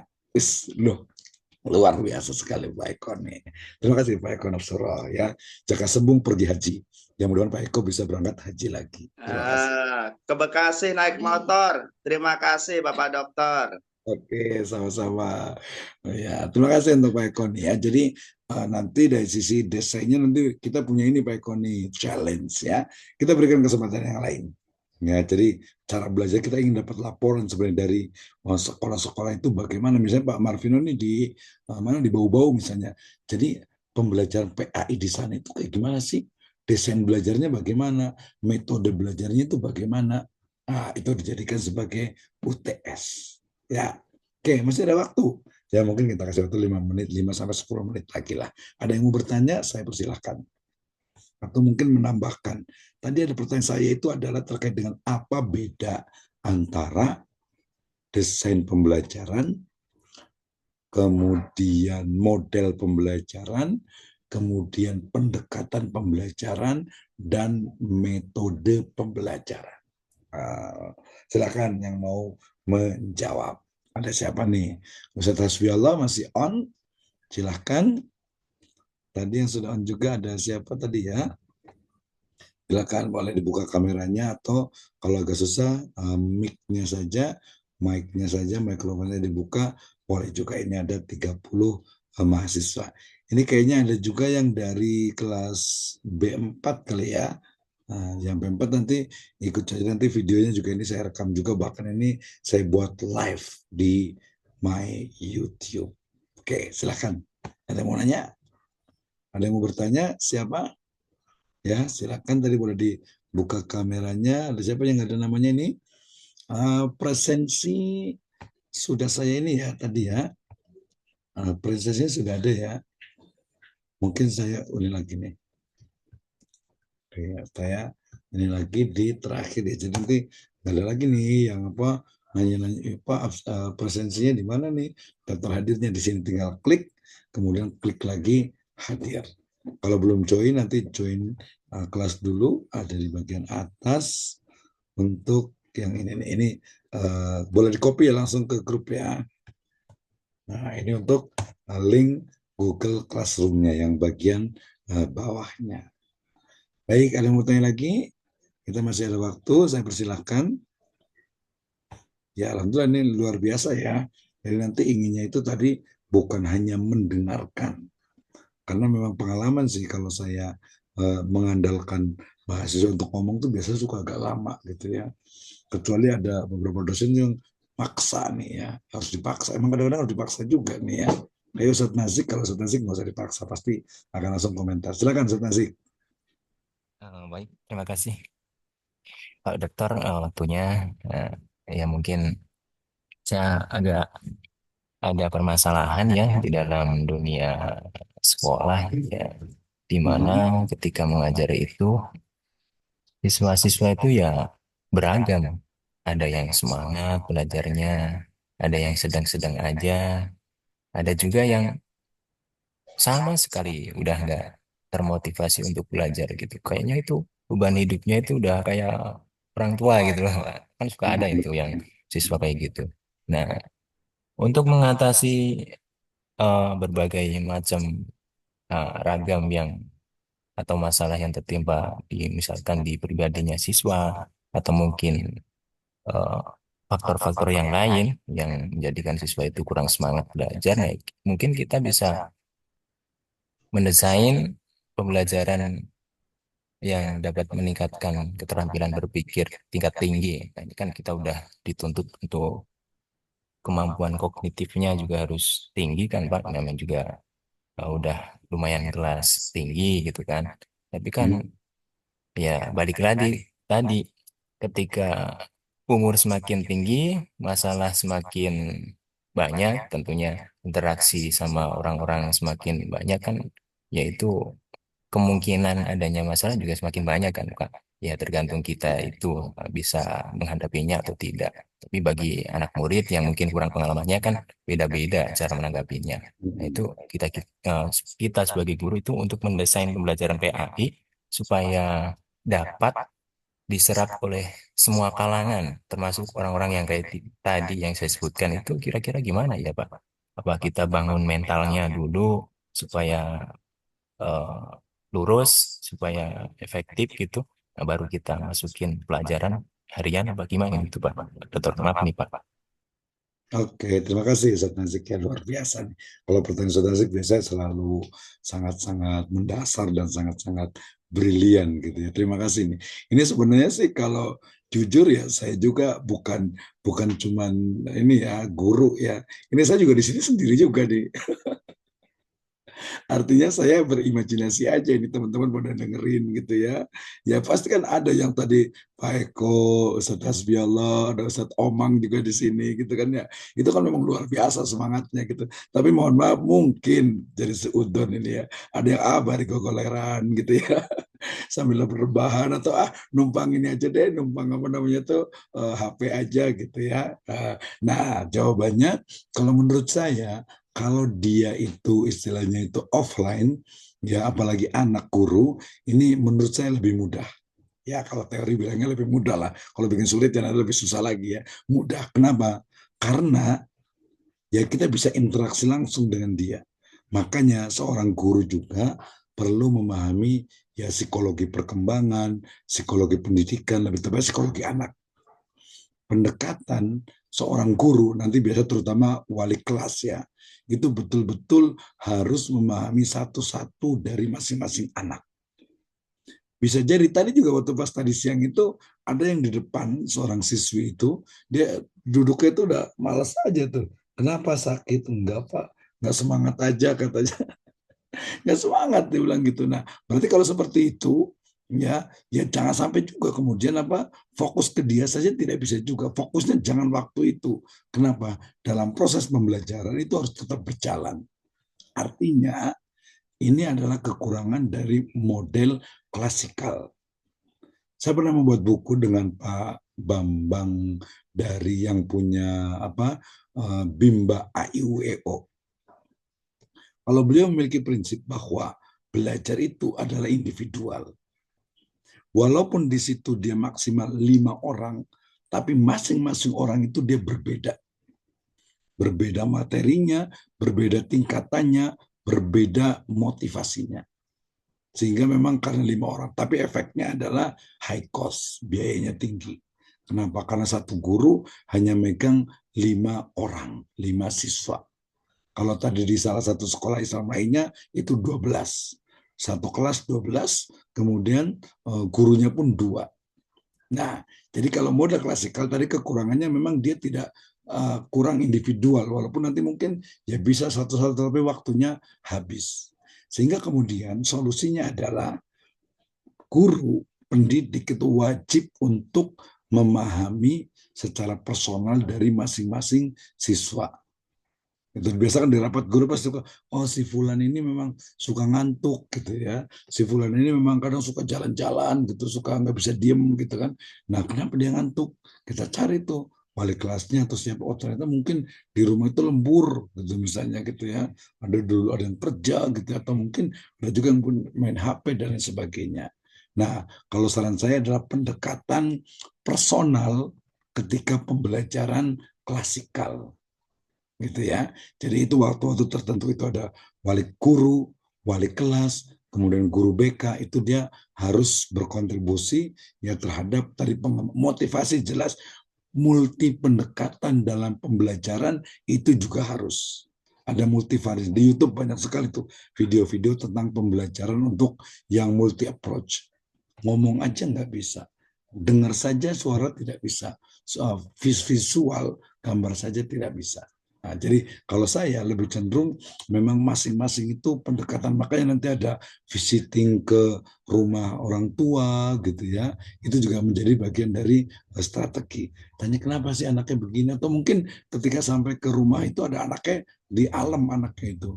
Oh anak itu rajin, soalnya kita kan dia berasa oh iya oh, guru berarti baik. Itu banyak strategi lah kalau guru itu saya yakin bisa. Tapi saya lebih cenderung ketika ada yang malas, ada yang semangat gitu, maka pendekatan personal itu penting. Jadi termasuk menyentuh bagaimana apa nih dimensi-dimensi yang bisa mungkin membangkitkan semangat dia.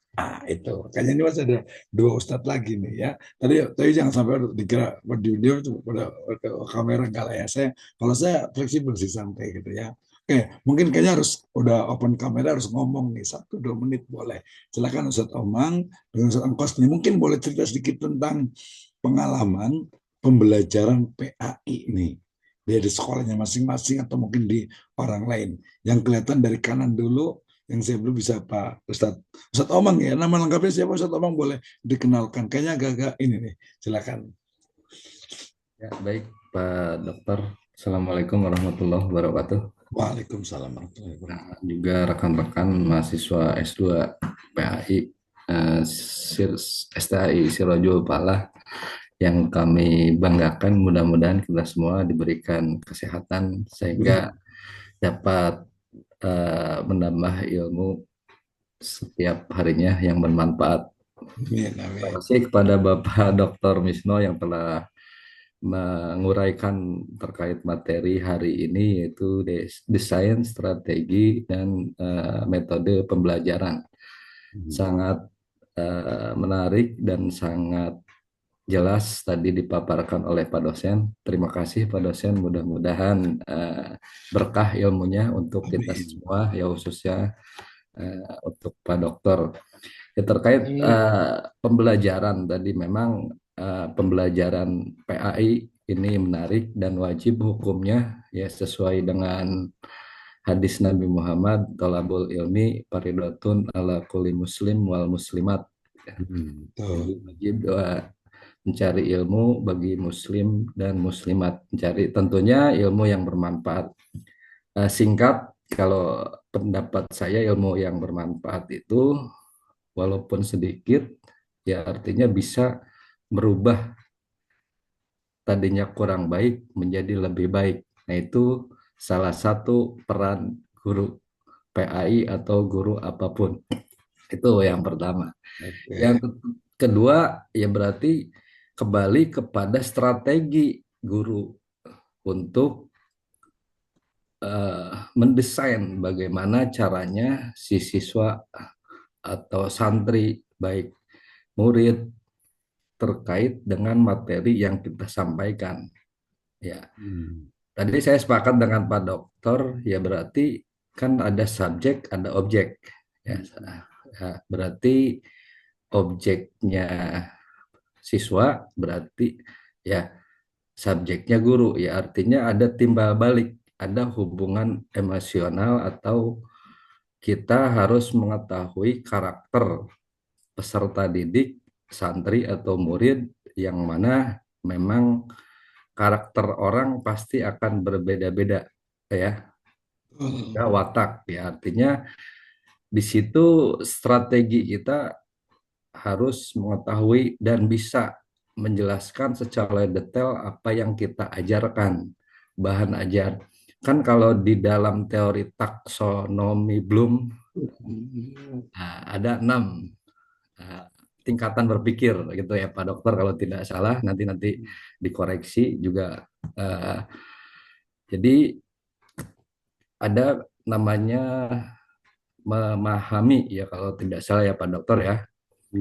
Mengulang dulu. Dan ya, yang pertama mungkin mengingat, kedua memahami, kemudian mengaplikasikan ya Pak Dokter ya. Jadi artinya dengan level-level tersebut berarti kita ketika sudah mengetahui karakter murid atau peserta didik kita, bagaimana karakternya, berarti kita harus menyesuaikan bagaimana kita mengajar, apa dengan mengasihkan atau terlalu serius, kan balik lagi kepada gurunya. Kalau menurut saya ketika gurunya serius terus kan menjadi monoton dan tidak mengasihkan ya, artinya mungkin strategi salah satu, kalau menurut pendapat saya, guru itu harus mengasihkan, enjoy, jadi bisa diajak komunikasi seperti kawan ya, artinya walaupun kita sebagai guru ya artinya juga dapat ditiru lah oleh, namanya juga guru ya Pak Dokter ya, digugu dan ditiru bagaimana kita mengajarkan secara teori atau letterlock, bagaimana kita sebagai guru bisa mengajarkan secara sikap, bagaimana kita cara mengaplikasikan apa yang sudah kita kasih pelajaran ya. Contohnya ketika kita membahas sholat ya, berarti kan kita harus mengaplikasikannya, artinya ya dengan mencontohkan misalkan sholat berjamaah atau sholat duha bareng-bareng. Nah itu kan salah satunya.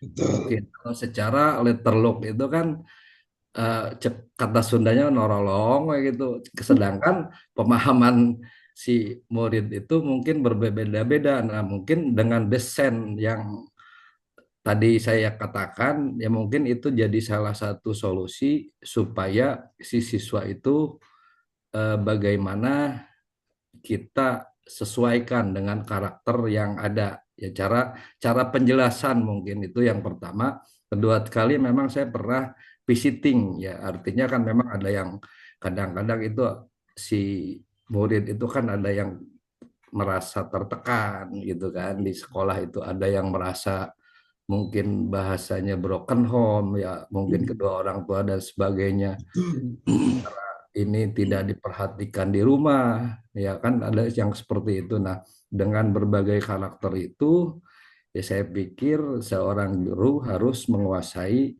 ya ilmu tentang bagaimana mengetahui si karakter-karakter siswa yang berbeda-beda tersebut. Ya, artinya berarti kembali lagi dengan strategi pembelajaran kita yang mau dipakai seperti apa kan, apalagi sekarang sudah kurikulum merdeka. Nah, itu cara mungkin sedikit saja Pak Dokter. Nama lengkapnya siapa tadi? Nama lengkapnya Pak Ustadz? Ya. Nama lengkapnya? Nama lengkap saya Omang Pak, nggak pakai aja, nggak pakai doang. Ya, alhamdulillah ini berkah. Hari ngajar di mana hari ini? Ngajar ya? Saya sekarang kegiatannya Sabtu Minggu ngajar, kebetulan sama yayasan diamanahkan untuk mengelola PKBM baru, PKBM Putra Pakuan. Alhamdulillah sekarang sudah ada siswanya. Ada 40 lah kurang lebih, terdiri dari paket A, paket B, dan C. Kalau dulu saya ngajar di Yayasan Putra Dharma Muslim, itu ada MTS-nya, ada PKBM, ada SMK-nya, semua saya ngajar dulu, ngajar PPKN Pak kalau dulu. Kalau sekarang kan pendidikan Pancasila. Itu biasanya saya integrasikan dengan mata pelajaran PAI, kan itu agak-agak nyambung. Itu kan cara mengintegrasikan mata pelajaran itu mungkin salah satunya untuk bagaimana murid itu tidak memfokus kepada buku yang kita ajarkan itu mungkin itu Pak Dokter dan Oke, terima kasih. Assalamualaikum itu improvisasi ya, improvisasi dari guru. Baik. Nah, dulu. Jadi begini, pembelajaran kita, aduh, kusudah hilang sih. Jadi pembelajaran kita ini kan ininya itu juga ada learning experience, kan? Jadi nggak mungkin, makanya tadi saya suruh Pak Ustadz Omang ini untuk berbicara, karena berarti bisa nih berbicara, bisa menyampaikan. Belum lagi nanti menyampaikan materi yang sama dengan ya mata kuliah kita. Nah, berarti nanti Satama nanti boleh di PKBM mungkin kalau ada mata pelajaran PAI, nah desain pembelajarannya itu seperti apa? Gitu ya. Nanti dipresentasikan di sini. Kenapa? Karena jangan sampai tadi ya mencek Sunda oke jiping gitunya, ngaji dengan nguping gitu ya. Sebentar lupa lah gitu kan ya. Nah, makanya ada learning experience ya. Nanti observasi ke sekolah, melihat bagaimana pembelajaran PAI, kemudian nanti dipresentasikan di ruang ini, kita di ini, kemudian nanti mungkin ada evaluasi, kemudian nanti dituliskan, ya nanti akan kumpulkan menjadi book chapter untuk di ujian akhir semester. Ya, jadi semuanya ini ketua kelasnya siapa ini ya di 3B ini? B itu kalau tidak salah Pak Asep Samsul Arifin Pak ya, Pak Asep Samsul Arifin. Ini ada Pak Asepnya ada nggak ini ya? Nah, Pak Asbial besok video juga rajin ini ya nih ya. Ya ini Nazik ya luar biasa nih ya. Jadi intinya saya juga tidak mau sebenarnya, mungkin ada satu saat itu mungkin saya nggak ngomong, saya pengen dengar semuanya gitu ya. Saya ingin semuanya mengungkapkan ide dan gagasannya tentang topik tertentu. Ya atau mungkin kayaknya nanti mungkin pokoknya dari sekarang ya, dari sekarang challenge-nya adalah ya observasi, mencari tahu tentang desain pembelajaran PAI di sekolah masing-masing. Ya, mungkin nanti saya akan tanya satu-satu. Seperti apa metodenya, desainnya bagaimana, RPP-nya seperti apa, ya termasuk mungkin referensinya, aktivitasnya, seperti itu. Ya, oke, terima kasih Ustadz Omang luar biasa. Mudah-mudahan nanti kita semuanya yang lain juga bisa berkontribusi. Jadi, pernah kuliah dulu malam-malam. Jadi sama Pak Dr. Misno nih, nggak cuma dengerin doang gitu ya. Kalau saya ngomong doang, suara saya udah habis juga ini. Ini udah kelas terakhir minggu ini. Oh iya, jangan lupa hari Jumat, setelah sholat Jumat itu kita ada webinar visiting professor tentang pembelajaran bahasa Arab berbasis project based learning, kemudian menggunakan juga AI. Teman-teman dari Malaysia, kita mulai jam 1, silakan nanti kita akan share di grup untuk apa bisa bergabung setelah sholat Jumat, dan itu free. Oke, ya, Bang Kos ada yang mau disampaikan sebelum kita tutup?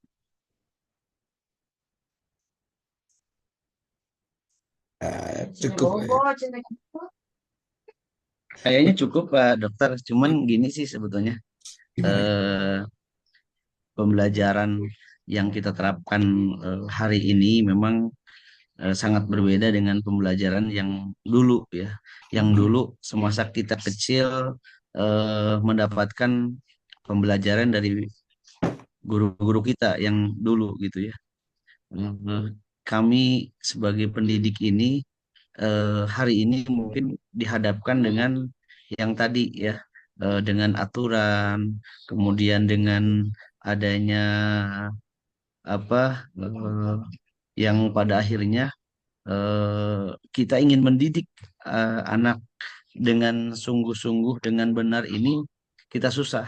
Ya jangankan seperti itu, kita hanya ngomong keras saja ketika anak tidak menerima ini jadi masalah ya, apalagi mungkin ada guru yang mencubit ataupun yang memukul, ini masuknya kan kekerasan yang pada akhirnya banyak rekan-rekan guru kita yang pada hari ini banyak yang dilaporkan ya, kaitan dengan ini juga jadi bahan ini kita ya, kita ingin menerapkan cara pembelajaran seperti dulu ya, bukan bukan keras gitu ya, cuman eh, yang pada akhirnya kita melihat akhlak siswa, akhlak siswi yang hari ini jauh berbeda dengan siswa-siswa yang terlebih yang dulu gitu Pak Dokter.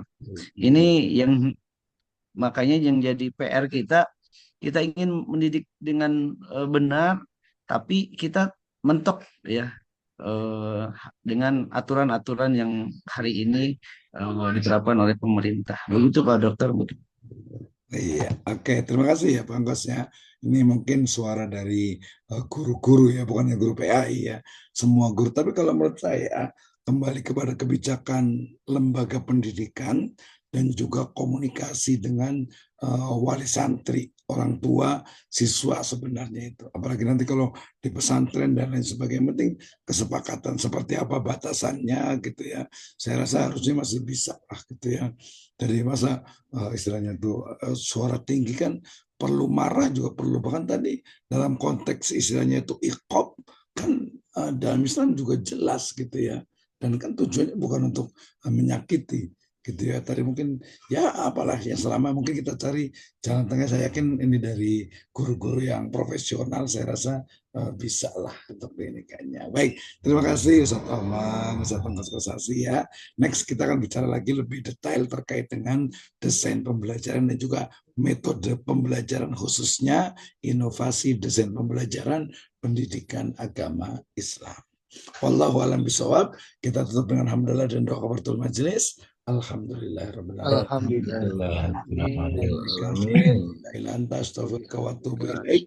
Wallahu muwaffiq ila aqwamit thoriq.